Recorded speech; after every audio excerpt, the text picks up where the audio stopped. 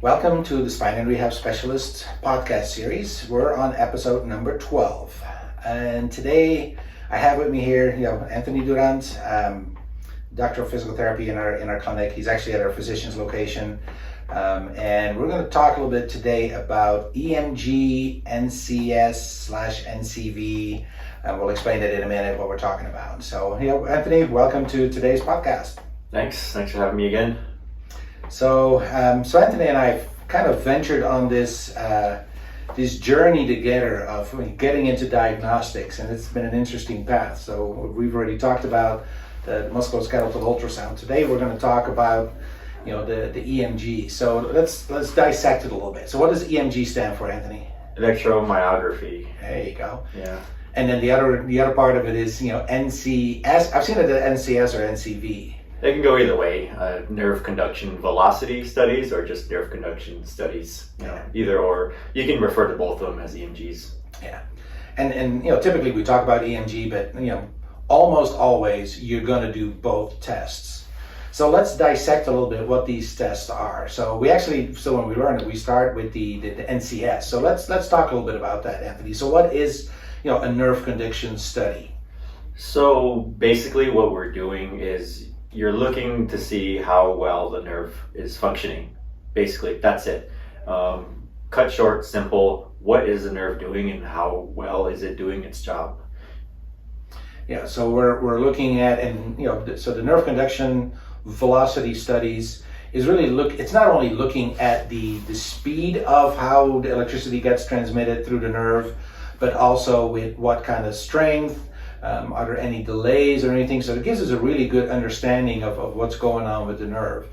And this part of it is, works with, some stimulation, electrical stimulation, not necessarily painful, but just a little uncomfortable, right? Yeah, it's a pulse. You basically put electrodes over the muscle that you want to get information on, about the nerve. So the NCV part requires an added stimulation to stimulate the nerve. Because that's how you can send the signal through the pathway, and then you record it from the muscle that you're targeting.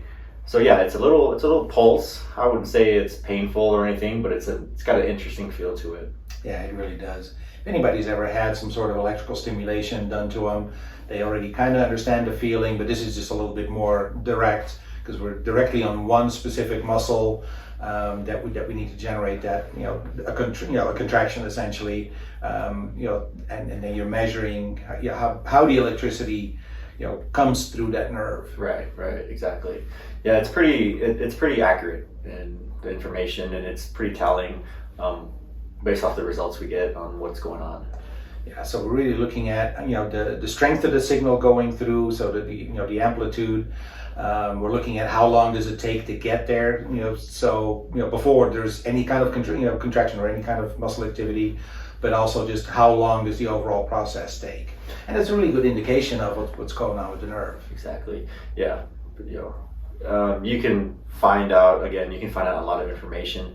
With the reason for the pulse is why do we have to shock you? Essentially, is we're ourselves as the testers, we're stimulating the muscle for you. So on the other end of that, you will feel like a twitch or a pretty strong contraction in the muscle, and that's exactly what we look for, and that's exactly what we measure. Yeah. Just to give a little background, is when, like, say for instance, I want to bend my biceps. That takes an electrical signal coming from my brain through the spinal cord, through the peripheral nerve to stimulate the muscle to take action. So what we're actually doing is just mimicking the normal stuff that happens in your body anyway. So it's a normal physiological reaction that we're getting. We're just doing it on demand. Right. Yeah, that's the best way to put it in simple fashion. Yeah. So, okay, so let's now talk about the EMG part, the electromyography. So that's a little bit different, right? Yeah, that definitely is. The idea is still the same, but the way we go about it is a little bit different. In this case, it involves a needle, and I know when I say needle, scares a lot of people out of this room away, but it's actually not really that bad. So basically, with the needle EMG, what we're doing is studying the electrical activity of the muscle itself. What is going on in the muscle, what's the electrical activity like in the muscle, and that's what we record. Yes. So yeah, there's a little discomfort with it, but I don't think it's all that bad. And it's interesting for us because we've been, as physical therapists, doing dry needling anyway. So sticking needles in somebody is not that big of a deal. And patients that have had that done, it's probably comparable to it. So not that big of a deal, but there's some discomfort with it. Yeah, no doubt about it. I mean, when you stick a muscle with a needle, yeah, it kind of hurts a little bit, but there are ways and techniques that you move the needle to minimize the amount of pain you can generate. So, basically, we just try to minimize it as much as possible, and there are ways that you can do that. Yeah. And just to put everybody at ease, we do have to do this on each other when we're doing the training, so we've gone through it. We know what it feels like. Yes, exactly. Uncomfortable, yes. Like painful, yeah, for a second, but not bad at all. But it gives us a lot of information on actually what's happening when the muscle itself does get even just stimulated by sticking the needle in there. So we already look for what happens to the muscle, because essentially the muscle, when you're completely at rest, there shouldn't be really any kind of activity happening, but it will start having some sort of activity once the needle goes in a little deeper in a different direction. Yeah, for sure. I think you can basically look at it in two ways. The NCV is basically studying the nerve and what is the nerve doing, how it's operating, and the EMGs basically tell you what the electrical activity of the muscle is doing. So you can basically summarize it in two fashions. And that's why we're really just about almost going to do both of them, because we do want to look at the nerve signal itself, but also what happens inside the muscle, essentially once the nerve signal gets there. Yeah, correct. So now, let's talk a little bit about, what are we going to find out when we do these kind of tests? In other words, why do we do these, right? We don't do them just for fun, although they're fun, but Right. I know, we wouldn't stick you guys for fun. Okay, so take the basic example, right? Why would we want to do this kind of testing on you? So let's just say you come to your physical therapist, or you come to us, and you tell us that you might have carpal tunnel, right? Or you think you have carpal tunnel, or your doctor told you have carpal tunnel, whatever the case may be, you come see us. What we can do, so think of this testing as added or another tool your therapist can use among the special testing and all the physical therapy things that we do, the range of motion, muscle testing, and a full assessment of what you're telling us about how your symptoms present. So all that done, now we jump to the actual testing itself. Particularly if we're talking about carpal tunnel, we're talking about the median nerve. So the nerve that's right, on the front part of your wrist. We can use this test to see what or how that median nerve is functioning as it goes through the wrist. Number one, is it working, and how is it working? Number two, we can assess the severity of how affected that nerve is. Assessing and knowing the severity and prognosis will help us guide our decision making for your carpal tunnel syndrome or carpal tunnel problem. Not only that, if there's something else along the way causing the carpal tunnel syndrome, we can figure it out right then and there. Hey, it's not just not just the carpal tunnel, it's something further up on the arm, or maybe coming from the neck. Whatever the case may be, whatever your specific diagnosis is or condition is, the nerve conduction and EMG testing will help guide our clinical management of you guys. Yeah, so it really gives us a lot of extra information on the severity of the problem, or is it even really that problem, right? Because you may have some numbness and tingling in your hand, and that's typical for somebody who has carpal tunnel syndrome, but it can also be coming from the neck. So obviously you do not want to go for a carpal tunnel release surgery if the problem is coming from the neck, or vice versa. So it really helps us give a lot of information. And just for our listeners, talk a little bit about the nerve. So a nerve, I always kind of compare it to an electrical cord. We know what an electrical cord is that you plug into the wall. That has in the middle copper wiring, and then it has some sort of a plastic rubbery kind of coating on the outside. And really our nerves are kind of designed in the same way. It does work a little bit different, but it's a pretty good idea to have that in mind. So you have your axons, your actual nerve fibers in the middle, and then you have your myelin sheath that protects it, and that surrounds the whole nerve. And with these tests, we can determine whether the damage or the compression is just on the outside myelin sheath, or if it's already to the point of the axon itself. So is it the copper wiring, or is it the plastic? Yeah, I think that's probably the best way to put it. And that's one thing that we can use to help assess, is this something that we can definitely address in the clinic, or is this something that we're going to need to refer out depending on how severe, whether it's copper wiring or the sheathing around it, we can help, determine prognosis. Yeah, so this is really something that doctors should use to determine surgery or not, because if there's acute damage to the copper wiring, by all means, go for surgery. But if it's, the plastic, coating, if that's the only thing that's affected, then, very likely that therapy will actually be able to help We that. can definitely treat that. Yeah, awesome. So it really helps, in the decision making, of, not only, for therapy, what we're going to do with a patient, because obviously for us too. I mean, if I know you have a neck problem, then I want to address your neck. If I know it's a carpal tunnel, problem, then I want to address your wrist and forearm. So for us it helps, but even within the whole medical situation, it will help guide, hey, do I need surgery or not? And this will help tell us. Yeah, valuable piece of information that we can get just by doing these tests. And really the same thing will count for, say if you have low back problems. A lot of times when we have people with low back problems, they may also have some pain down the leg, which we tend to call, sciatica, and sciatica is pain in the distribution of the sciatic nerve, so that already has the word nerve in it. But we can help determine there as well, is it truly compression of the nerve, or is it just some, a little bit more of a vague irritation in that area? So even there will help with decision making on what we need to be doing, right? Yeah, I mean, who doesn't or have themselves experienced or know someone who's experienced sciatica, right? Or some type of, carpal tunnel syndrome. I mean, these are common conditions that are out there. Why not test it specifically with these assessments? Again, because it will help direct surgery or not surgery, because most people with back problems really don't need surgery. Exactly. But if you have severe compression of a nerve and nothing else takes that away, then you may actually be a good candidate for back surgery. So definitely, again, should be part of the decision making process. So one of the cool things I want to add on to that too is you can also, when you're doing the test, check for, during the healing process, are we healed or not? We can do an intro baseline test and then compare, let's say you go through therapy, and then we can retest and compare, hey, look, there's healing going on. The signals that we get can also tell us if there's active healing taking place or if healing has already taken place. So that's another added benefit to doing these assessments, is we can see a baseline, and then we can see, okay, you've gone through your therapy, we can retest, and we can actually track healing. Yeah, because it's amazing how the body has this capacity to heal itself. Even nerves can heal, they can reroute, they can do all sorts of things. So we can measure that. We can see what where in the process you are, and I think that's just one of the awesome parts of the EMGs as well.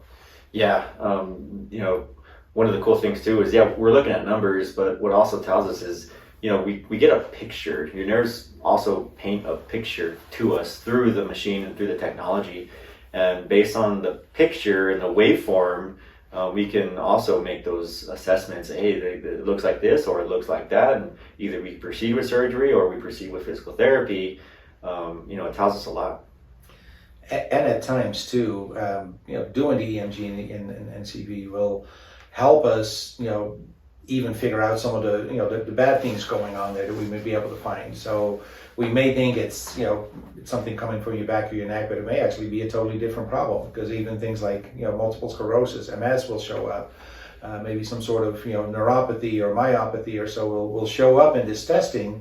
And it really becomes kind of a puzzle that we're doing, because you start putting everything together. I mean, just to give you let's go back to the median nerve. Well, the median nerve, comes, out of a certain aspect of, of the cervical spine, comes out of a certain aspect of the brachial plexus. So we can, figure out exactly, is it the median nerve, or does it come from the neck? Because the body is just designed in such an amazing way that, some of those, muscles that are, innervated from the neck are different than the ones innervated from the median nerve. So it gets to be a puzzle to figure out exactly, is it the median nerve, or is it the, C8 nerve level and everything. And I think that makes it just really intriguing for us. Yeah, it can be pretty accurate as far as tracing back on the nerve wherever the problem is. You can trace it all the way up to where the nerves originate. And yeah, and as you said, we can dive in more specifically where the lesion might be. It's a network. It's definitely a puzzle, but hey, that's how we're created, and it can be studied. That's why a lot of times, just about always, we'll compare to the other side, right? So Yeah. we're definitely going to compare right median nerve to left median nerve, but then we also look at one or both of the other nerves in there, the ulnar nerve and the radial nerve, and may also compare that to the other side. And if we're starting to find more and more stuff, then we may even look at a nerve in the leg, because it could be something that's totally different, like a polyneuropathy, where numbers of nerves throughout the whole body are affected. Important to know, because it wouldn't make sense to do a carpal tunnel release on somebody who has a polyneuropathy, because it's not going to do you any good. Exactly. I mean, how much does that tell you, right? There's definitely things that potentially could be caught with this testing, and why would we do anything for the median nerve? It was some other systemic problem that we need a doctor intervention to intervene in. Yep, absolutely. Yeah, definitely. So this has been just a very interesting process for us to go through this, because there's very few physical therapists that actually do EMGs. This is there's some physical therapists that have done it for a long time, but for the most part it's relatively new. So there's a very small group of physical therapists that are doing this. So we're really honored to be part of that, really kind of advancing the profession of physical therapy. Yeah. It makes perfect sense on why physical therapists should be a part of this type of testing, because we go to school, we study really hard in anatomy and the functions and the musculoskeletal part. This should, complement everything we learn in school. Absolutely. Wouldn't you say? I definitely think we're a prime group of people that should be able to do these kind of tests, because we do a lot of special tests on our patients anyway. So this is absolutely a special test. It just requires extra knowledge, extra training, and it's a pretty intensive training process that we're going through. But I really think this is kind of the pinnacle of the physical therapy profession, to be able to do this. Yeah. It's tall telling. I mean, the old way of thinking things was purely, what does the MRI say? Well, what really does an MRI say? It's not but a static picture. Yeah, it tells you things, but it doesn't tell you the function of things. It doesn't tell you the functionality of how your nerves and how your muscles are working. It doesn't tell you those inner workings. So that is important to understand when it comes to developing a prognosis for you. Not only that, physical therapists, we train really hard in understanding the anatomy component. So it only makes sense. Yeah, we're really the combination of anatomy knowledge, but also with function, right? I mean, we look at people, how they move all the time. So the really nice thing is that we can combine it. We can see how somebody's moving. We still do testing that way, and then combine with this testing, really get that knowledge from both ends, and then combine it and come up with a really, really good painted picture. Yeah, in depth. Even a little bit further, from a previous podcast, combined with the musculoskeletal ultrasound imaging, hey, we have function and we have visuals. Exactly, because typically, especially on like a median nerve or so, after we do the EMG, we're going to look at with the ultrasound, because now we can look and see, first of all, is that nerve inflamed somehow? Is it thickened?